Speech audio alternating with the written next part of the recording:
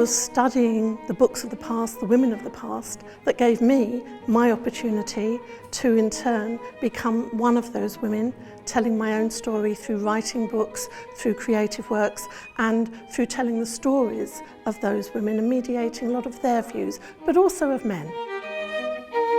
Kif in-nisa fil-medjuevu kienu jippubblikaw l-istejjer tagħhom f'kotba huwa biss wieħed mid-diversi suġġetti li qed tiddiskuti ASinMalta fil-programm ta' din is-sena. Fl-episodju tal-lum se niltaqgħu ma' Georgina Pavia u l-Professur li se jispjegaw liem suġġetti se jkun qed jisma' dwarhom il-pubbliku f'sensiela ta' letturi madwar Malta. Baqgħna 5 lectures oħra. Tal-lum li ħajkonna l-lum hija fuq in-nisa tal-medjuevu, suġġett interessantissimu għax imiss fuq in-nisa li kellhom il-poter imma mhux indirettament mill-ktieb li kienu joħolqu jikkreaw. I find generally, though, that most men are really quite curious about the lives of women.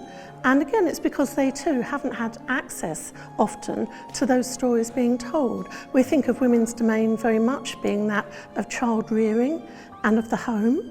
And that has been a major part, but they've always played a role in culture, they've always played a role in economics, and they've played a role in high politics and power as well. So we're going to be talking about women and the different ways in which they've interacted and shaped the world at large in the West, and also a little bit, hopefully, of Malta in there too.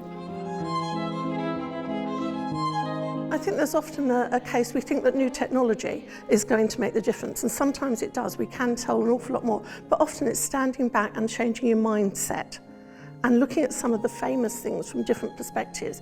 And we're getting better now at doing that. We're more interdisciplinary. We see how art, faith, sculpture, science, all of those things actually work together from different facets. And we're getting better at actually not just taking key names, but actually thinking who was behind it, who made a project. And often we find that women are playing a very, very key role in that.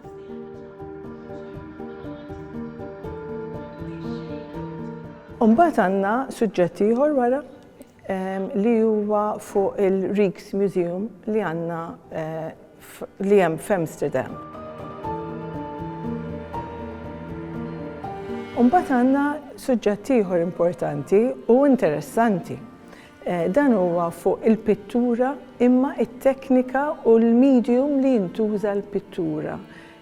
Dak li ntuża tul is-snin, tul il-movimenti differenti u kif intużaw, il-materjali differenti li intużaw.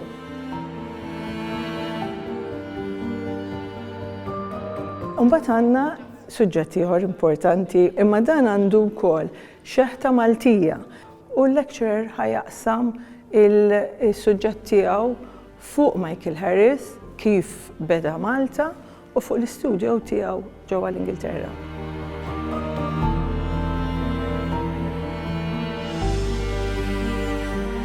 L-aħħar lecture huwa fuq Venezja u ħajkun tur virtwali ta' Venezja. Jiġifieri ħajkonna l-lecturer iddur ma' Venezja fil-siti importanti u tagħti l-importanza ta' kull sit li tiltaqa'. Wieħed jista' jmur fuq il-website tagħna kemm jagħmel ASinMalta qiegħda għal The Art Society in Malta. Jew anke Facebook, jiġifieri jekk anke jibatulna Messenger, ġeneralment hekk jiġri, nkunu nistgħu nagħtu l-informazzjoni kollha.